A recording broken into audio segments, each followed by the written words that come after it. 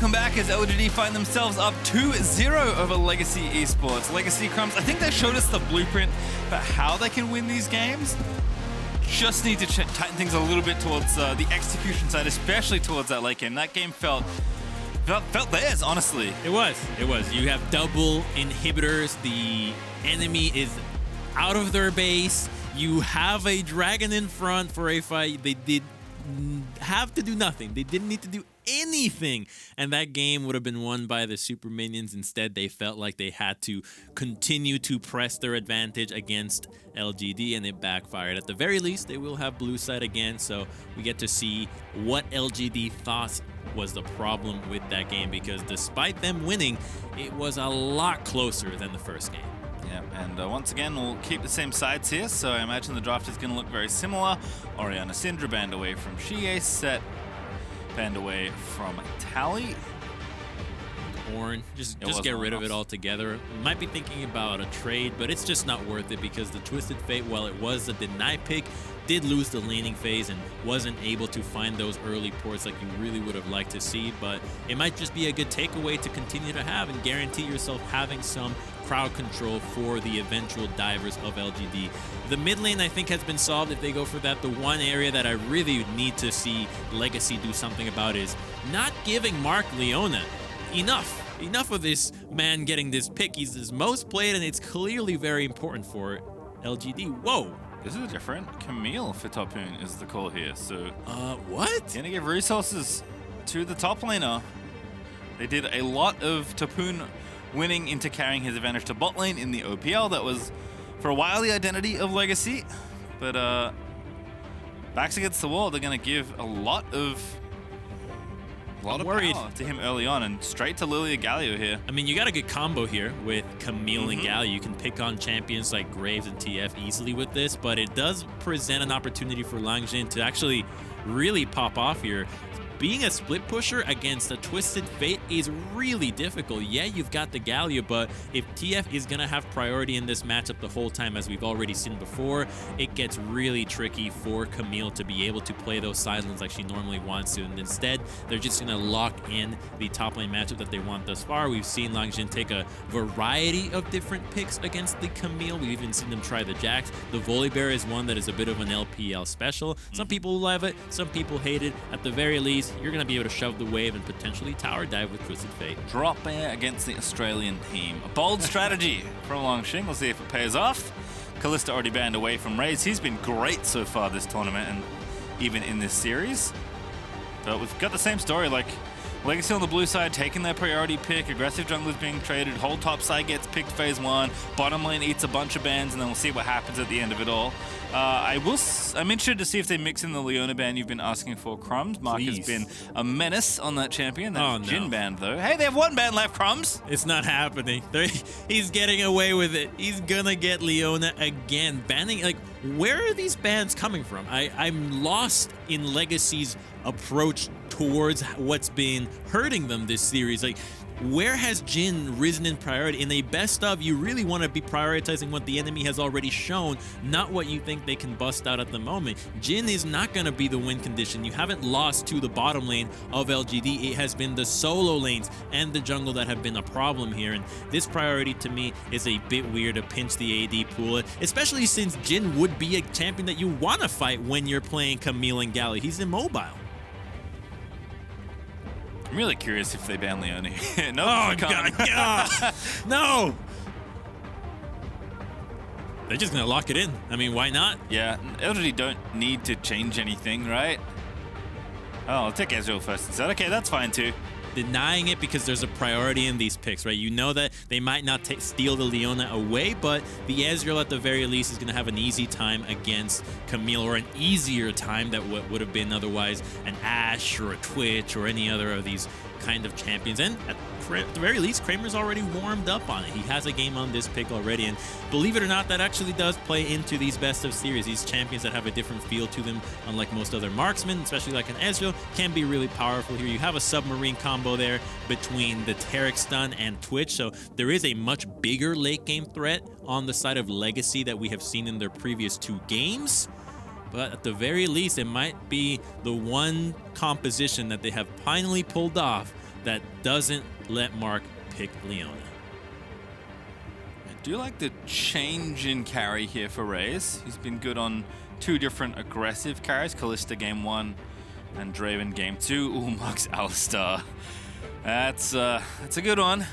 It's better than the Leona as a peel tool, and especially against somebody like a Twitch. You see him open up, just headbutt him away, and suddenly he's not in range to actually hit anybody here. So the Alistar is going to have an easy time to peel away, whether it's the Camille or the Twitch trying to deal damage. And as long as those 2 members are removed from the fight, it's a lot easier for them to deal with the Lillia and the Galio, though. So I think that this pick does have a lot of value, yet I'm curious to see how well Mark can perform on it, considering how well he's been playing on Leona and Rakan. Yeah, also not a champion you pick for the laning phase, which has been a little bit troublesome, although I guess not massively so for LGD so far this series, but we'll see. Alistar's certainly very powerful. Snowflower looking good on that one already, but Alistar's been around for so long. Everybody knows what that champion can get up to. I think this is like the most legacy team comp, though, we've seen, right? Emphasis on Raes being a late game threat, lots of good team fighting tools being drafted, a more aggressive matchup for Topoon, who's going to try and get an advantage. But the story of this series to me has just been like, in the early game at least, it's just the LGD solo lanes kind of going off every single matchup. Topoon did a much better job keeping things even in the last game, but Tally has been struggling against a on-form xiye, who's kind of finding his footing here at Worlds 2020. So we'll see how this one goes, because I'm not expecting Tally to win the lane, but we'll see if there's something else Legacy can do to try and get aggressive early on in the top side of the map.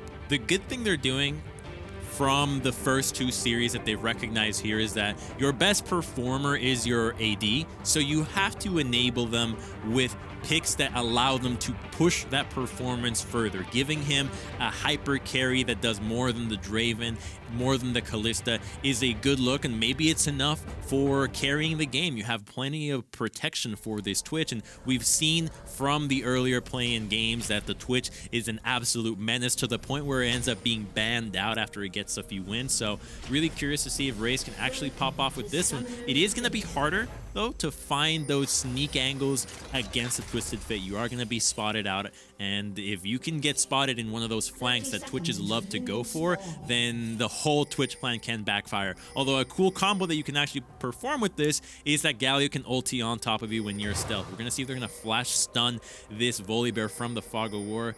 It could be Camille E, but everybody else won't really be able to follow up. I'm not committing it just yet. W there to slow them down, and Legacy don't commit too much. They'll just poke in, get a little bit of damage down onto the Volibear, who's going to go back to base well before the minion wave is going to spawn. So all in all, not so bad. No wards being put down either. There is 1 in the river for LGD.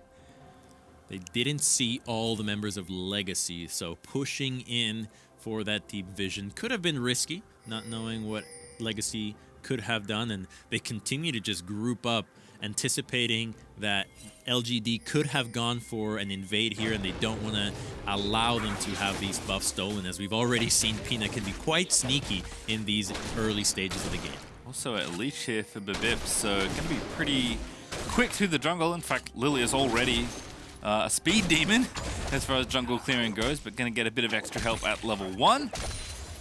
xiye with that stack deck first up as well is once again looking to try and dominate the 1v1 early in mid lane. And a very different looking bot lane here. Raes and Isles have done a good job being aggressive in their 2v2 lanes. As that's some emote spam. Oh, Mark responds in kind. Emote synergy from the Legacy bottom lane. That's a new one. You love to see it. Very critical. A good duo lane synergy. Oh, Volibear's a good champion. Smacking Topoon around again, has lost the race to level 2. Good trade back though. If Camille hits 2, she could totally turn on this one, and now Volley has to respect it. Oh, 2 creeps.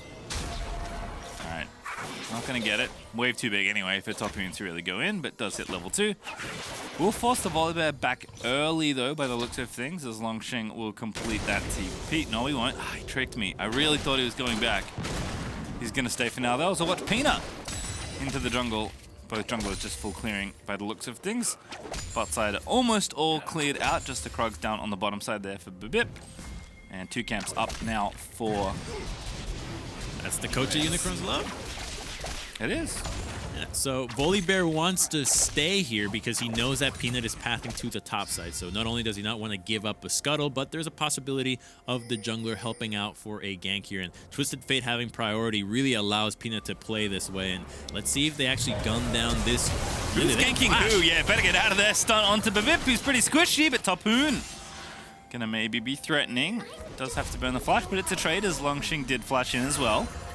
It's a big deal, Pastry. Now Graves gets this camp, knows that Lillia is so far away from the second scuttle, and your bot lane's already pushed in. You do have your red side jungle camps available, so Peanut can prioritize getting those killed in order to have those levels increase, and it looks like that just might be a single camp take for him and pathing down to the bottom side. You really don't want to miss out on what your laners are giving you right now. Shoving in these lanes and getting Lillia away from these crabs is a pretty good early start for your Graves. Crab dominance is always a great sign of a strong early game. Yeah, Peanut gonna get both crabs as well. This is what every jungler loves, Crumbs. Gonna take both the scuttle crabs away. Peanut even gonna walk into the enemy jungle, shoot down the plant, and straight to the ramp as he goes. We love crabs, and what we love beyond crabs is actually having your team collapse to help you get the crab and get a kill on top of it. So you always want a little bit more out of that, more out of your team for it. And wait, Camille's in trouble. Yeah, Volibear just autoing away. Topoon getting hit. Hasn't gone back yet either. Ooh, big bite there from the Volibear. Topoon again, trading back. Maybe burns through this biscuit, hangs around. Wonder what the buy is going to be here for Camille. Clearly holding on to quite a bit of gold. Oh, that's such a good shield. But the shield's back here, and now Babip is the one in because it's a bait. The setup is there. No flash here. As the spins are going to start, there's the Eep, and there is the kill. First blood to Topoon. Ooh, and Peanut was just a little bit late on that one. Babip is able to show up to the top lane a little bit sooner, and now that Camille has gotten a kill, we can actually see if Topoon can carry from the side lane here. If the Camille can actually be a split-pushing threat against LGD, you could have a very different look for Legacy moving forward into the series. It's clear that they actually didn't tilt off the face of the earth from that last game, which is a really positive side because I felt like a lot of teams would have been that close to victory and you would have collapsed in the third game. One thing that Spawn has reiterated to me is that Legacy are actually a team with really good mental, and I think we've seen that throughout their playing's journey. Like when they hit some bumps, they were still able to right the ship and continue playing their style. And it's funny you say like, hey, they're going to try and get an advantage for Topoon and see if they can play through topside. Well, if this was an OPL game, Crumbs, this would be going all to game plan because this is what they did so often in their domestic region. Now, unfortunately, very different opponent here, very different stage, but Topoon often got ahead and then they carried that advantage down the bottom lane, and hey, Raes is on a late game carry here on the Twitch, so pretty good champion to try and get ahead in this mid game with your Camille. So we'll see, still very early days, but the first blood is nice, and Topoon with that xiye is going to try and get aggressive in the 1v1. And the danger here of the Volibear and why I think that Camille can get ahead is that Volibear ends up just proccing his passive on the wave and really can't help himself but shove. And if you're shoved in against the Camille, that's just a free hook shot into ultimate that just sits you there for Lillia to beat you down with her branch, and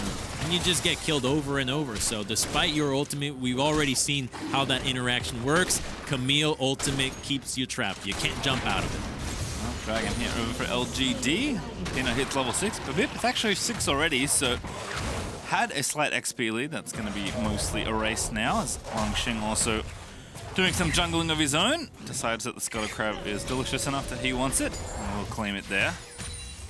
Bottom lane has been much more tame this time around, which I think we should expect in Twitch versus Ezreal.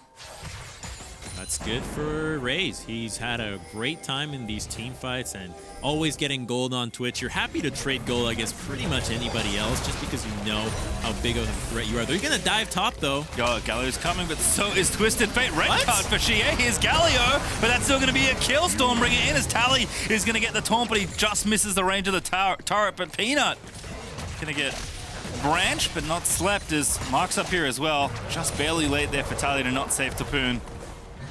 I was surprised there. That was a Twisted Fate red card gank there, but they still have enough damage with all the members there to actually take down the Camille. Volibear was able to shove in, and that's why I thought that this lane could be a good place to focus for the top lane of Legacy, yet LGD just had more members and were quicker to the punch there. Legacy really wasn't thinking that they were going to counter-engage on the advantage that they already got on Camille.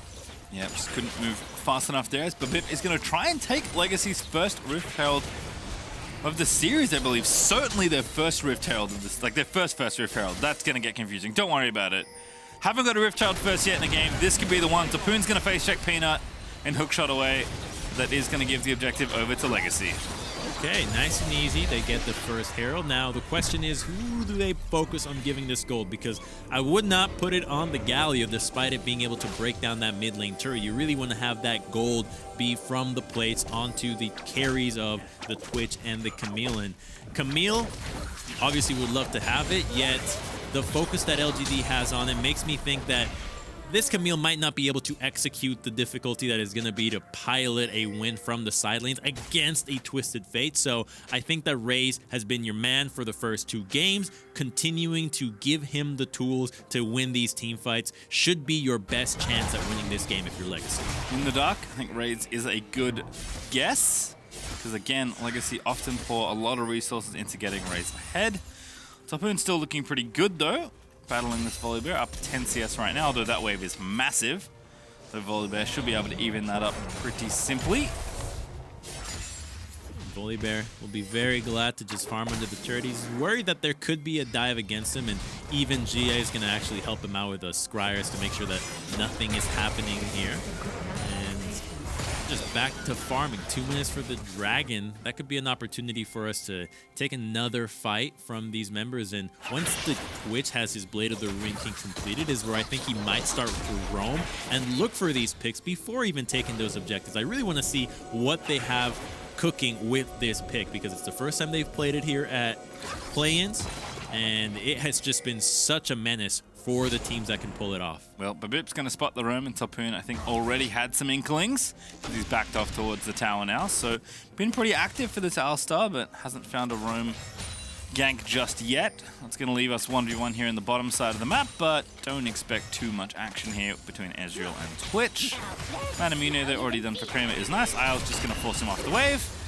Does buffer through the stun, and Kramer's going to get out of there. And we could have potentially looked to freeze that wave there, but I think they just want to get some gold and then get the Twitch to reset. He's quite close to that Blade of the Ruined King, and well, they don't know that the Alistar was up for some roam. So if you don't know where the Alistar is at and you can't keep the Twisted Fate in check, which he's going for a play top. Yep, go card this time. Topoon gonna get hit up. Great ulti there. Gonna trap Langx Liner, but no one's hitting the tower. xiye instead gonna tank 2 shots.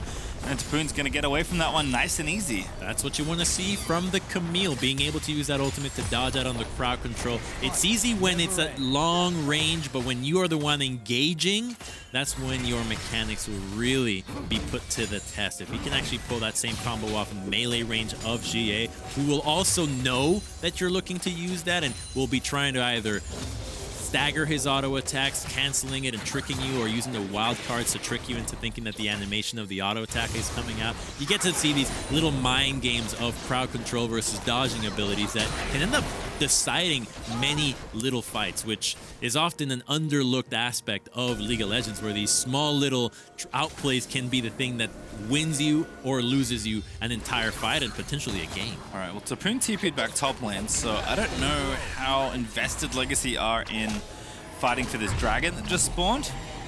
And given that Topoon hasn't moved just yet, I'm going to guess they're not interested in fighting it. Isle's going to get spotted on a ward. Going to control what it up though, as Peanut is also down here. So it's fine to not be interested in this dragon right now if you have a plan for it. And with Babip pathing to the top side, I think the plan is going to be to pop that Rift Herald all the way top. Look at Galio. They saw him moving. There's pings coming out. If they can force a dive onto this Volibear, you do get something in exchange for losing this red buff and the dragon. So I think that's the plan that they're going for, but they really would need to accelerate it here. Babip is just chilling in the back of the lane, but they need to press their advantage now. That's a really far back Rift Herald. I'm kind of curious why that was popped timer. I actually thought he ran out of time, which is why I paused for a second there, but he did manage to drop it. Of course, Langx is in trouble. Babip's going to chilling smite him. Eeps! Going to force the flash. And Rift Herald crashes into the top side of the map. Tally's here as well. Actually a 3v3 potentially here on the top side, because Mark is roamed up here. they took too long to make that play. So LGD was able to respond on both the dragon and rotate to the top side. Look at Peanut. He's even using the ultimate to deny the minions in the mid lane, not knowing that the Twitch was going to roam over. And he just walks away unsuspecting of a Twitch potentially ganking. Well, now he knows, because he's going to pop out in mid and get the cannon donated over to him by Isles.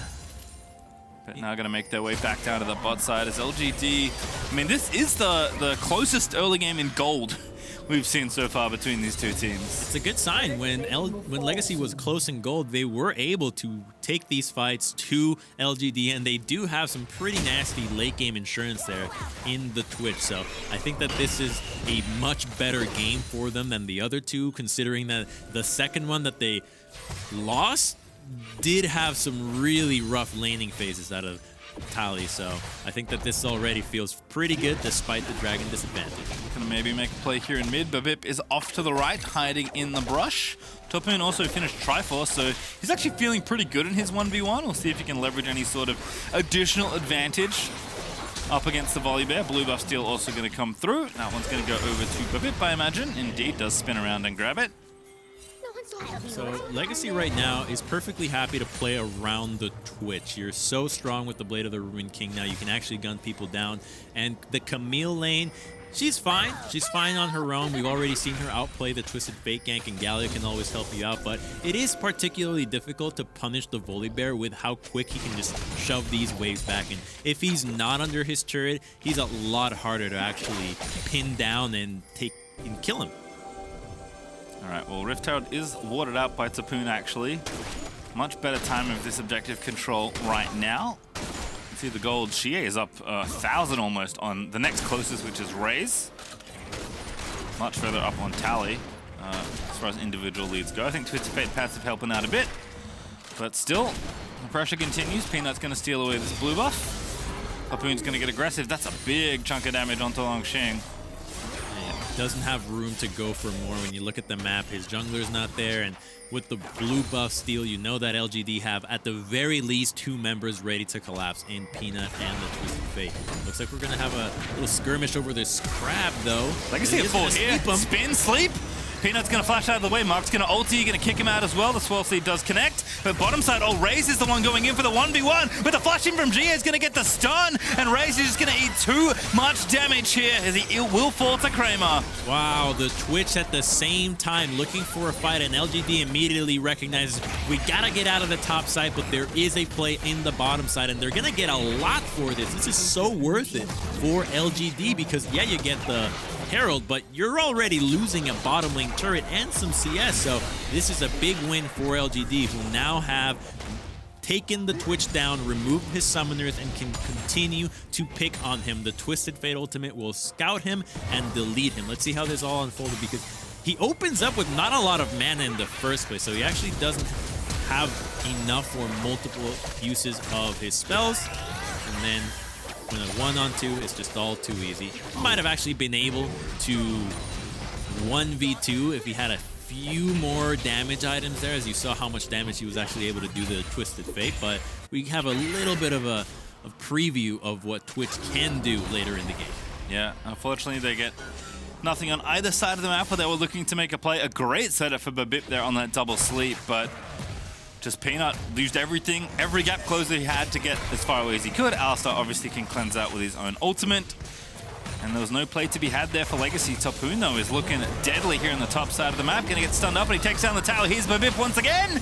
Into the cage goes the Volibear, and Babip's gonna spin around. Stormbringer is gonna be popped for a bit of extra gap closing action, but Babip's gonna have that one nice and easy. Good kill there, looking for the Twitch, but won't commit any ghost or heal to move closer to him. Instead, just making sure that the Camille can continue to have a swell time up against. It's very spooky here for Raes. No flash. Gonna get stunned up. Ooh, it's a nice little bit of stasis, but he's in a 1v4. Good luck. Isles is here, but couldn't get his ulti down in time. Topoon's TP'd in, though. Who's he going to get? It's xiye that he wants. There's the Galio. Can they make a play out of this? They need to try and trap bomb, but TF is going to get himself out with the ulti. Mark is going to be sacrificed, but he's actually got the ulti himself. Going to stay alive for a little while longer as Mark gets a kill. Now Babip is in again. Topoon looking for something. Legacy need to find at least one kill here, and they will at least grab Peanut.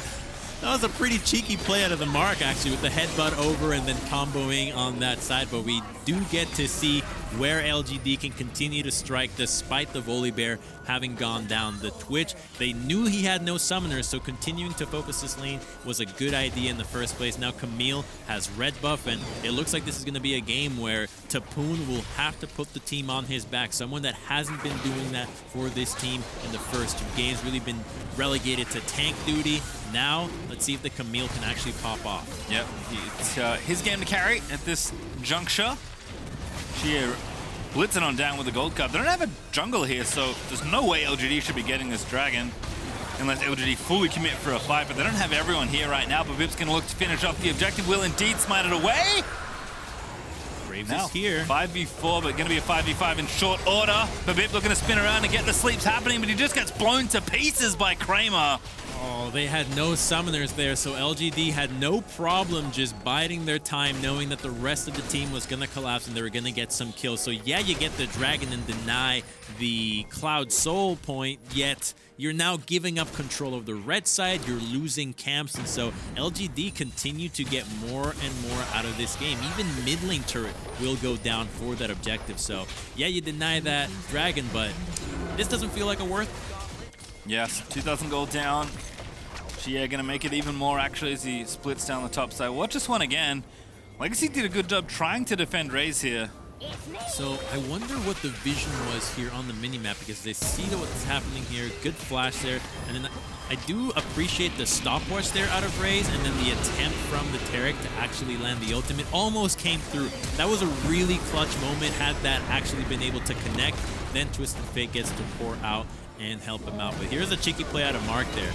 Hopping over, gets a really sick pulverize, and actually gets the team even more gold on their pocket. Yeah, Peanut ends up going down with a bit of a troll blast cone, but it was just cool to see how those interactions played out. Yeah, well played from xiye too, knowing that there was no CC left to stop him from ulting out, even made his way back into the fight at the end of it all. Can also see how impactful Topoon can be, TPing into that fight. The gold graph starting to trend in the wrong direction for the Oceanic fans. Raes, though, going to set it up on a mark. Oh, there's the submarine you talked about, Crumbs. But now the tier 4 is going to reveal the Malthus goes back in. Babip going to get the Taric ulti on, just barely lives, but Tally's going to be sacrificed as the Galio falls. And now xiye going to chase down Raes. Is the target stunned up again? Langx's taken down Babip. Raes is going to fall as Peanut gets the double kill, and it's starting to fall apart, Crumbs. Now, the submarine is a great combo pastry, but when you use it against the most difficult to kill member, the one guy that can turn back against you when there's also a Twisted Fate ultimate, it's not such a good idea there, and that's what ended up happening. Alistar has no problem popping the ultimate and turning things around. It's looking rough there, Raes with his hands in his eyes, just thinking of how can you envision a way to actually win this game from a 0-3 deficit. We see this opening up, and Mark had the ultimate available. If he didn't have that, yeah, there's a possibility, but there's Twisted Fate ultimate to see where everybody's at, and the Ezreal with the red buff, just so effective coming in from the Fog of War. Oh, the dunk. Turns out bears are greater than deer. It's true. Bambi didn't stand a chance there. As Baron goes over to LGD as a result of that play, Legacy... That mid-play felt like... Desperate? Yeah, desperation. Yeah, desperation indeed. When you don't know what to do, you're looking for anybody, right? You just see any opportunity and you think, we gotta take it. It just so happens that Alistar is not the guy. This is why I always mention this about Alistar. He's so hard to pick. So when you have somebody that is actually potentially dying quite a bit and getting caught off, and you're looking to play against a team that is looking for those picks of members being caught out by themselves, Alistar just completely denies that. Now you're looking to kill 4 members instead of 5, and that's a big decrease in the plays that you can look for. That's a 20% decrease in your chances of finding a guy by himself that you can actually kill. And now 6,600 gold, make it more. About 7k. LGD still going, a minute 35 left on this Baron to knock down more towers. Ulti is going to spot somebody who's the target. It is, of course, Raes. No. See you later, Sunshine, and xiye going to grab that one. picking on Twitch. They know that he's the one that will carry this game if Legacy is to overcome it. They're losing even more on the map. It's only 22 minutes in, but so far this game just blew wide open. Topoon is just giving up on defending the base because can't really do it. Gonna keep splitting here as best he can, but now gonna be forced to TP back in. LGD have already taken 2 inhibs. They've got a minute left on this Baron, and they're knocking down Nexus towers. This right one is dead. Legacy have to make a play now. God, that single Nexus turret, yeah, committing for more feels a bit risky there. You've already used so many resources for all those kills. Legacy have reset, they have enough in their pockets, so just backing off and getting the dragon is a fine idea out of LGD. Let's see if they make the same blunder that Legacy had in that last game where they had the double inhibitors and forced a fight that they had no business in doing, because what we were saying out of that last game was this double inhib position is essentially checkmate for a lot of the team. So we're going to look at the pick onto the Twitch. Where did they even catch sight of him? Because I think it was only the Twisted Fate ultimate that's... Oh, there it is. Wow, just from that little glimpse, they instantly pop it and kill him. All right, Legacy going for a fight. They know they have to do something here. Mark going to be the target again, but Topoon's found Kramer. That's the real prize. Galio gonna charge in, gets 2. And there's the sleep following in from Babip. Mark is low. He can finally be killed as Isles looks to flash after Peanut. Babip gets 1, but it's traded back as Kramer is not dead. And now Twisted Fate's going to lock up Raes, who falls, as well as LGD are going to wipe the river with the rest of Legacy as xiye's just popping off. Topoon doing what he can, but Kramer is going to complete the ace as LGD are going to sweep their way to the world's main event. That's it. LGD have done it. Legacy tried to get the fight that they wanted, but the combo of Galio and Camille was a little too late. The Ezreal was already too tanky, and they can just take their bow as they 3-0 Legacy Esports. They have all the different LPL team icons equipped. That's awesome. And LGD, I kind of get why, because they're going to be the 4th team to represent the LPL at the World's main event as LGD complete their sweep and push onwards at Worlds 2020. And this is something that a lot of teams are grateful to have at this point, which is that you get to warm up in the plains. You get quite a few games to recognize what you're good at, what you're not executing on, what the meta is like, and now LGD, what people thought was going to be a team that was struggling to find the right way of playing the game, the way that they performed best, well, they've got plenty of games under their belt to now have recognized it and be a real contender. I'm happy for Smiling Peanut, to be honest. Sad Peanut's really, really hard to watch. And LGD had a rough start to this play-in.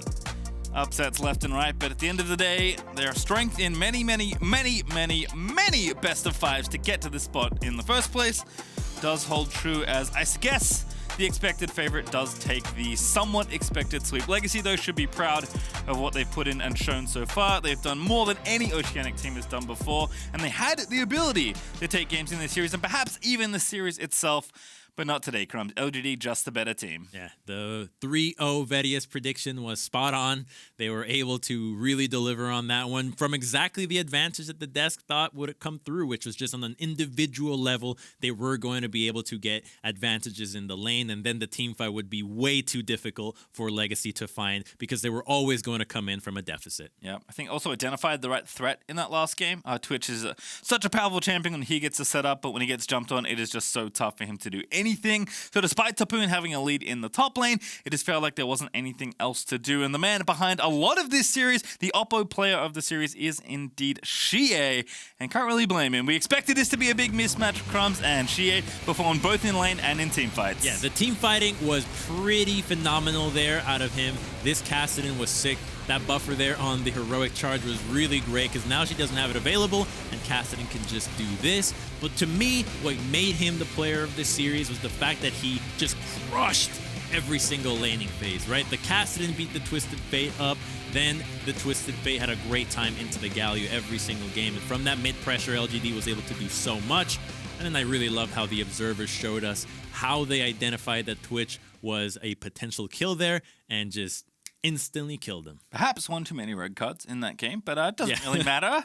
I mean, to be fair, in the situations he was in, I don't think it actually made a difference at the end of the day. But xiye playing very well, which was something, again, that was not the case. This is kind of the recurring story for LGD, is that they had a rough start, but they are ramping up in power. So even as the fourth LPL team to make it into the main event, they certainly could still be scary. We're stepping away though, but when we return, it's time for Unicorns of Love versus Supermassive to decide the last team at the World's Group Stage. Don't go anywhere.